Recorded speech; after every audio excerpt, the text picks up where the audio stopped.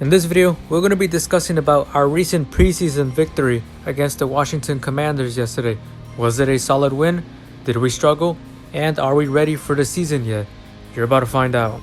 Also, only a small percentage of people who view my videos are actually subscribed, so if you end up enjoying this video, consider subscribing. It's free and you can always change your mind later on. Enjoy the video.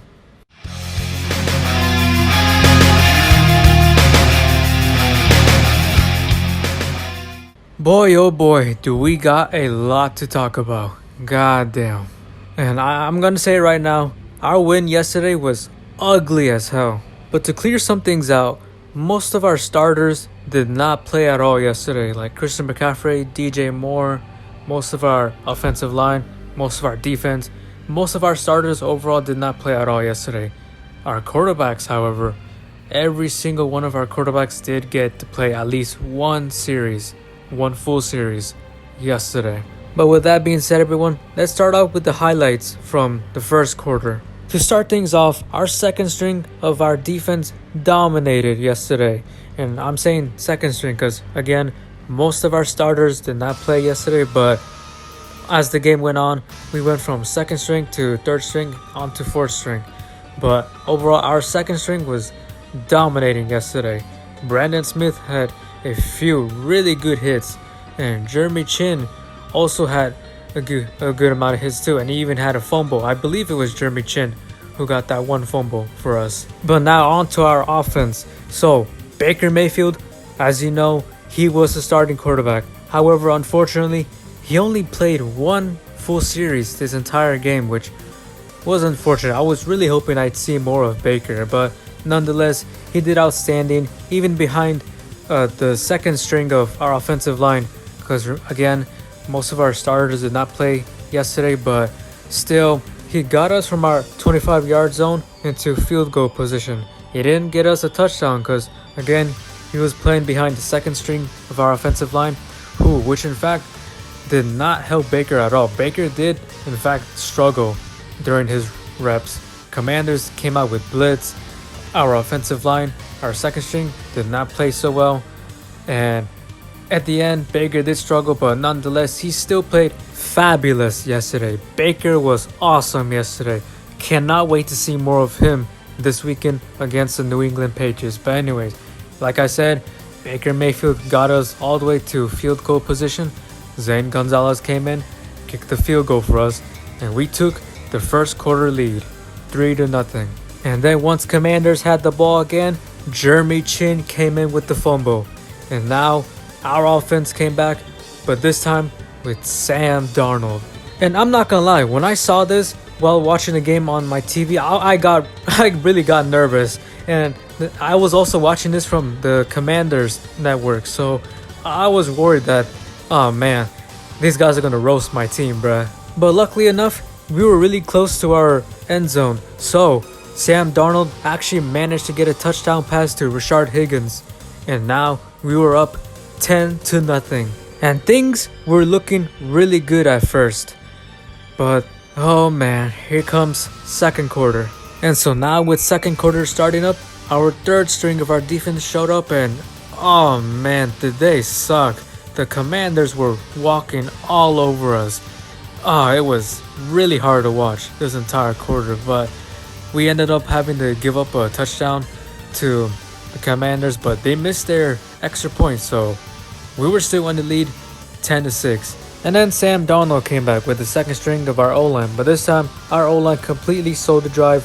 We went fourth down quickly, and then since then both sides of both teams struggled to get anything going. And then PJ Walker showed up, because remember, according to our depth chart, he's our third string quarterback. Matt Corral was our fourth. But yeah, PJ Walker showed up with the third string offensive line, and this is where things got a little more uglier. Because you see, PJ Walker struggled in most of his reps, especially behind such a terrible offensive line. And there was this one play, it was like fourth down and like 2 or 3 yards for the first down. And PJ Walker started off running the ball like any normal quarterback would do, but then all of a sudden, I don't know what the fuck was going on in his mind, but he decides to throw the ball for whatever reason, trying to pull off a Patrick Mahomes, I guess, but the ball went out of bounds, and we had to turn the ball over, and god damn, that was ugly to watch. But then Duke Dawson got an interception for us late in the second half, and nothing much else happened after that. But also, I'd like to point out, Shee Smith was playing outstanding today in the first quarter with Baker Mayfield and Sam Darnold, if I'm correct. But yeah, so now it's halftime. We're still up 10-6, and overall, the first half was sort of a win for us, Panthers. Especially in the first quarter, we completely dominated in the first quarter. But now, on to the third quarter, and this is where things got real interesting. So, starting off the third quarter, PJ Walker led the offense to the end zone, which ended up to a touchdown by our third string running back, Spencer Brown. Now we are up 17-6. Then once we got the ball back, PJ Walker was once again our quarterback, and he led the team to field goal position. Zane Gonzalez stepped up and kicked the field goal for us. We were up 20-6. Everything was looking good. But now hold up. When is Matt Corral going to get in the game? Well, we're about to get to that. So to end off the third quarter, Drew Jordan got a sack on Sam Howell. And now, on to the fourth quarter. So now, it's fourth quarter. And guess who shows up on the field? Matt Corral. The guy who I've been rooting for the most from our entire quarterback roster ever since we drafted him. The guy who I keep spamming hashtag Start Corral in some of my videos in the comments. He is about to start his legacy in the NFL. Oh man. But wait a minute, something's not right. He's playing behind the fourth string offensive line, and that's when I remembered, oh shit, he's our fourth string quarterback. So Matt Rule is going to set him up with our fourth string offensive line. Oh no. And that's when I knew Matt Corral was set up to be humiliated. So with that in mind, Corral unfortunately struggled a lot yesterday. It was honestly really heartbreaking to see, especially for me, because I've been rooting for this guy ever since we drafted him. But he did throw a nice pass to Kirkwoods for a few yards to get the first down. But then he did try to throw another pass to Kirkwoods again, but unfortunately Kirkwoods got hit real hard by Commanders defenses. I don't remember who it was exactly, but Kirkwoods did get injured, unfortunately, and he did have to be taken off the field. And he was having such a good game too. But overall, our fourth string offensive line was absolutely horrendous. God damn, did they do Corral dirty.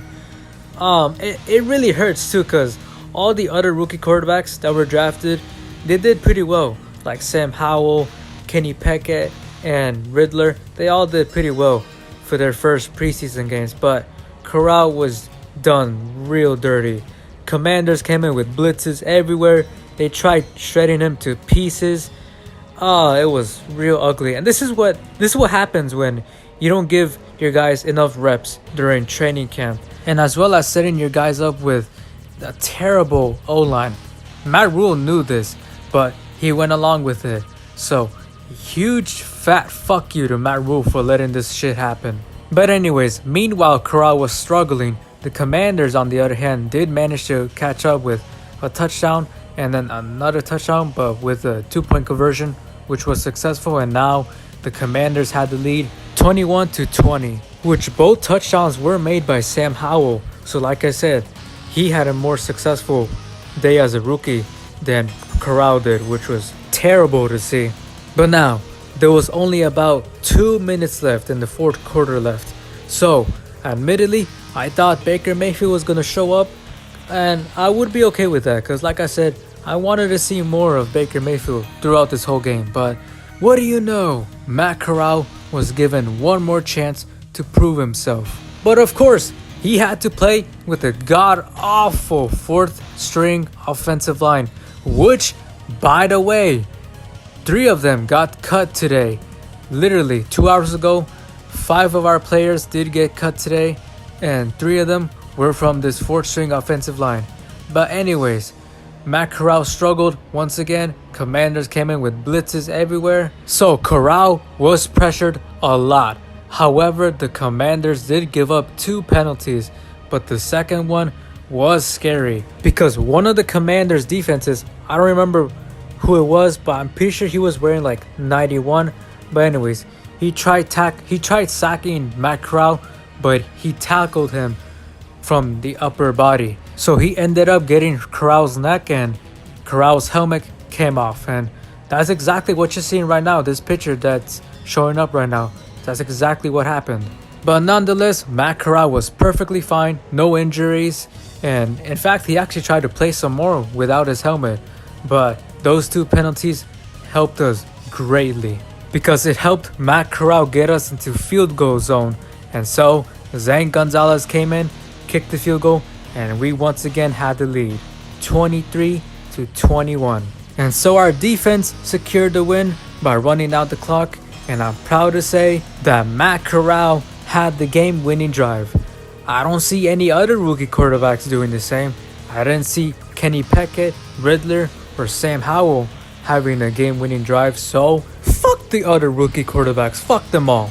But overall, this win was pretty ugly. This was a terrible win. But a win's a win, and we haven't had a win since November against the Arizona Cardinals. So overall, we have a lot of work to do, especially with joint practices occurring in our next preseason game against the New England Patriots. So we might as well look into free agency, see if we can snatch anyone. But also, unfortunately guys, I'm really sorry to say this, but clearly Ikem Ekwonu is not ready to be a starter in the NFL. After what I saw yesterday, the man was struggling a lot. It takes more than just strength to be a starter. You have to actually know how to play. So Brady Christian is most likely going to be our starting left tackle. But overall, these are just preseason games.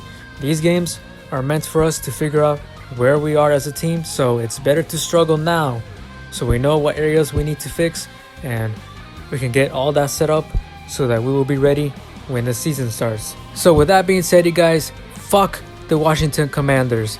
So I hope you guys enjoyed the video. If you did, make sure to like, comment, and or subscribe. So what are your thoughts on yesterday's win? What positions do you think we should pay attention to the most? Let me know down in the comments below.